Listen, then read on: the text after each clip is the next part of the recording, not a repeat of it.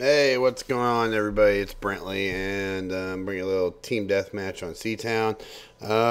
Do a little bit of camping on this game, but hey, I don't care.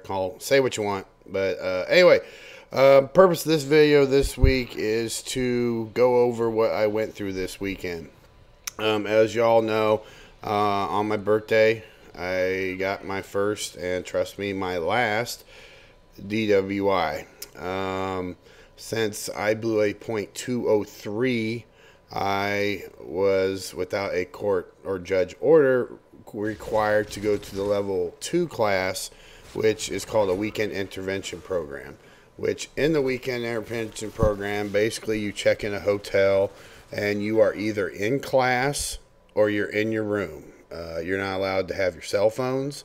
You're not allowed to go outside. It's very strict. You can bring your cell phones, but they hang on to them. And if you want to call someone during break or something, they stand right next to you and watch you. And the reason now, or the rationale for that is, I guess in the past, they've had people take their phones in the room and call drug dealers to meet them in the lobby and things of that nature. At night, when we were sleeping, they would put this masking tape on the outside of the door so they could tell if the seal's been broken. It was very serious. It was almost like being on house arrest. It was not fun. Anyway, so that's the situation. I did learn a shit ton. The first thing I learned is if I screw up again, I thought this one was expensive at almost $3,000 already. The next one will be about 2 to 3 times the price, depending on what the judge says and whatnot. So it's just not worth it. We talked to this. The main thing about the weekend I learned is it can happen to anyone. They had the guest speaker Saturday night, a guy named Chuck Rao. I've been trying to find him all over the internet, but it was the most interesting and eye-opening stories I've ever heard. Chuck, very, professional-looking guy. He was in the 80s, basically the steroid drug kingpin. He did cocaine deals, and he had a Class 3 license for firearms. So he dealt guns, drugs, and roids all during the 80s. He finally got caught for all that. He sold to an undercover. Ended up doing, he got 8 years, 4 years for the guns, 4 years for the drugs consecutively. And he did, I think he said 3.5 years in Leavenworth, which Leavenworth is hardcore federal pound me in the ass prison. So anyway, he told us stories about Leavenworth, and then he got out, started a construction company, was doing very well. It was December 20th, 1991. He said he'll never forget that day as long as he lives. And he closed the deal with a big contract, got a check, and he wanted to go to the bank, get some cash, and put Christmas bonuses in all of his employees' mailboxes. So him and one of his employees, they went to the bank, cashed it, and on the way to the office, they decided to hang out at this bar, have a couple drinks. No big deal. It's like 7 o'clock at night. And, they're going to go by the office, drop off the money, and, everyone would get the Christmas bonus next morning. Problem is he was in one of the work trucks, and it was loaded down with all kinds of equipment. Air compressors, welders, circular saws, table saws, stuff like that. So he said he probably weighed about 13,000 pounds. It was a, pretty big truck full of equipment. So, yeah. Anyway, so he only had, he said, maybe 4 gin and tonics. And they're going down this hill, and I guess like over a lake, kind of like a bridge, aqueduct kind of thing. And the people, and this, he says he doesn't remember any of this. This part of the story is all what is in the crash report. And he was heading down the hill towards this bridge over the lake, and 3 cars coming the other way saw that he was drifting over into their lane. And so they pulled over on the shoulder to give him a wide berth. Chuck, they were parked, 3 cars parked on the shoulder. Chuck rammed head on into all three of those cars. The first car he hit had an old married couple in their late 50s and 60s. He shoved the engine of their car up into their back seat of their car. And it was just like a domino effect. The first car hit the second car hit the third car. A lot of people got hurt. So he got the hell out of Dodge. He didn't wait for the cops. He took off and hid in the woods. He knew this area very well. He hunted and fished for years, and he ran.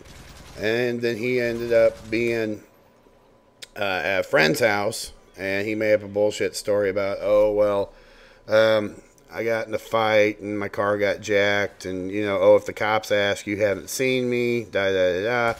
I mean, this guy's a felon several times over. He's done time in Leavenworth, so he knows the game. So anyway, the cops go to his parents' house looking for him. They kick in the door, can't find him. He's all over the Kansas City news. Federal parolee wanted in a possible fatal accident. Anyway, speed the story up. The cops finally found him. They lock him up. They cuff him up, take him to the hospital, and now we're talking like 1 in the morning. The prosecutor for whatever county this was already had a signed warrant for his blood at the hospital, and right then there, Chuck realized that these guys wanted his ass, and they were going to get it because, it was a bad accident. He's done time in Leavenworth for some pretty serious crimes. He's a fucking criminal, is bottom line. Anyway, so Chuck is locked up in jail, and about 3 in the morning they wake him up. The driver of the first car he hit died. So now he has killed someone. So now instead of a DUI, he's looking at vehicular manslaughter and at his past and all this shit. And, you're talking some serious, serious time. So Chuck started going on about, oh my God, I just killed someone and holy shit. And how am I going to get out of it? Well, the state troopers, I guess, screwed up the blood evidence. Chuck's got a very rare blood type, and they put his blood type in the diagram on the passenger side where it should have been on the driver's side. So that was going to be his way out. Well, anyway, he got convicted, ended up getting, I think 8 years. No, he got 8 years for leaving the scene of an accident, and then 10 years for the vehicular manslaughter. He ended up, he basically pled down. It was in Missouri State Max Security or whatever penitentiary called the Walls, which I'm not familiar with.